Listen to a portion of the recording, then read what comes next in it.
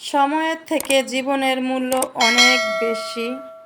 আজকে আমাদের সাথে কি কি ঘটেছে, কি কারণে এই কথা বললাম, সব কিছুই থাকবে এই ভিডিওতে। শুরু থেকে শেষ পর্যন্ত আমার সাথেই থেকে যান, দেখতে পারবেন অনেক কিছু। আসসালামু আলাইকুম আমার প্রিয় আপু ভাইয়ারা, সবাই কেমন আছেন? আজকে চলে আসছি নতুন চ্যানেলে নতুন আরেকটি ভিডিও নিয়ে। শুরু থেকে শেষ পর্যন্ত আমার সাথেই থেকে যাবেন, আমাকে ওয়াচ টাইম দিবেন। আমার ভিডিওতে ওয়াচ টাইম আসে না, আমার ভিডিও সবাই দেখে 1 মিনিট করে, আমার চ্যানেলটা ডাউন থাকে। প্লিজ আপু ভাইয়ারা, আমি সবার ভিডিও ফুল ওয়াচ করে দেই, লাইক কমেন্ট করে ফলো দেই। আপনারা 2-1 মিনিট দেখে কমেন্ট করবেন না, টেনে হেসড়ে ভিডিও দেখবেন না, ফুল ওয়াচ করে দিবেন।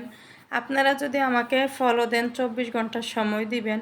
ফলো দিলে ফলো ব্যাক করতে হয় 24 ঘন্টা পরে। সাথে সাথে ফলো দিলে আপনার ফলো কেটে নিয়ে যাবে, আমার ফলো কেটে নিয়ে যাবে ইউটিউব থেকে। ইউটিউবের সব কিছু মেনেই আমাদের কাজ করতে হবে। আমি চাই সবাইকে নিয়ে এগিয়ে যেতে, তো সবাইকে নিয়ে এগিয়ে যেতে হলে সবাই সবাইকে সাপোর্ট করতে হবে। সবার ভিডিও সবাই ফুল ওয়াচ করে দিতে হবে, লাইক কমেন্ট করতে হবে, শেয়ার করতে হবে, ফলো দিতে হবে। প্লিজ আপু ভাইয়ারা, ভিডিও টেনে হেসড়ে দেখবেন না, ফুল ভিডিও দেখে নেবেন। অনেক কথাই বলে ফেললাম। কালকে গোছ জাল দিছি, আজকে ভাবলাম গোছগুলো রান্না করে ফেলি। আমি সব ময় মশলা কষাইয়া নিছি। ময় মশলা বলতে পেঁয়াজ বাদামি কালার করে একটা বাটির ভিতরে হলুদ, মরিচ, লবণ, আদা, রসুন, তারপরে হচ্ছে টমেটোর পেস্ট ব্লেন্ডার করা ছিল, সেগুলো দিয়ে ভালোভাবে কষিয়ে তারপরে গোছ দিয়ে দিছি। গোছ দিয়ে ভালোভাবে কষিয়ে নিছি। এই যে উপরে তেল ভেসে গেছে, এগুলো একদম ভাজা ভাজা করবো, একদম মাখা মাখা করে নামিয়ে ফেলবো। দুপুরবেলা তো আনাফকে সবাইকে খাওয়াইয়া আনাফে ঘুম পাড়াইয়া দিচ্ছি। তখন হচ্ছে সন্ধ্যার পরে ও ঘুমের থেকে উঠছে বিকালবেলা।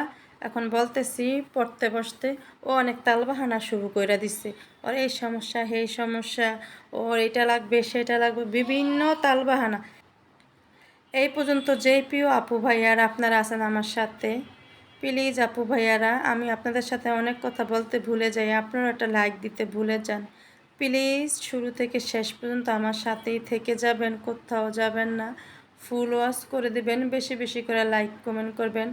আমার ভিডিও যদি কোনো অংশে তিল পরিমাণে আপনাদের ভালো লেগে থাকে, আপনাদের বন্ধু বান্ধবের সাথে শেয়ার করতে পারেন। প্লিজ আপু ভাইয়ারা, শুরু থেকে শেষ পর্যন্ত আমার সাথেই থেকে যাবেন, কোথাও যাবেন না। বিছনা চাদরটা চেঞ্জ করে নিচ্ছি, আর হচ্ছে ফার্নিচারগুলো মুছে পরিষ্কার করে নিচ্ছি। অনেক ধুলাবালু হয়, 2-1 দিন পর পরে মুছতে হয়, প্রতিদিন ভালো লাগে না মুছামাছি করতে। তো হালকাভাবে প্রতিদিনই মুছছি, আর ভালোভাবে একদম সব কিছু সরাইয়া ভালোভাবে মুছামাছি করি 2-1 দিন পর পর। এখানে 2-3 দিনের ভিডিও একসাথেই করা। আপনারা তো জানেন আমার প্রিয় আপু ভাইয়ারা, যারা ভিডিও বানান, একটা ভিডিও বানাইতে হলে অনেক খাটাখাটনি করতে হয়। আমি একদিনে ভিডিও বানাই না, আমি 3-4 দিনের ভিডিও অল্প অল্প করে নিয়ে তারপরে একটা ভিডিও বানাই।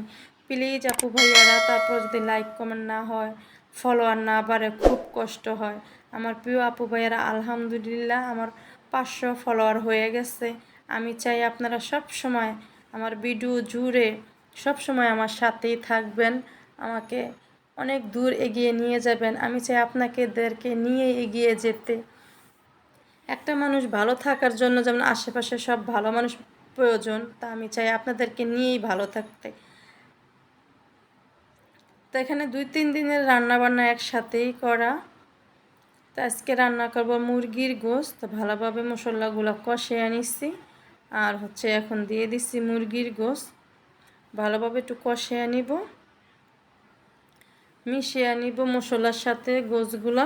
তো ঢাকনা দিয়ে কষিয়ে নিব। এখন দিয়ে দিব গরম মশলা। এখানে আছে জিরা, গরম মশলা, দারচিনি, এলাচি, আর হচ্ছে কালো জিরা, মানে শাহি জিরা আর কি, শাহি জিরা, আর যে এলাচ কি বলে স্টার, আর হচ্ছে বড় যে এলাচিগুলো ছিল সেগুলা, সব কিছু একসাথে ভালোভাবে ভেজে খোলার ভিতরে, মানে কড়াইয়ের ভিতরে ভেজে ঠান্ডা করে ব্লেন্ডার করে নিচ্ছি। আর যখন দিয়ে দিচ্ছি লাউ, ভালোভাবে কষাইয়া একটু ঢাকনা দিয়ে কষাইয়া নিব। তো কষানো হয়ে গেছে, তেল বেসে গেছে, এখন দিয়ে দেব পরিমাণ মতো পানি।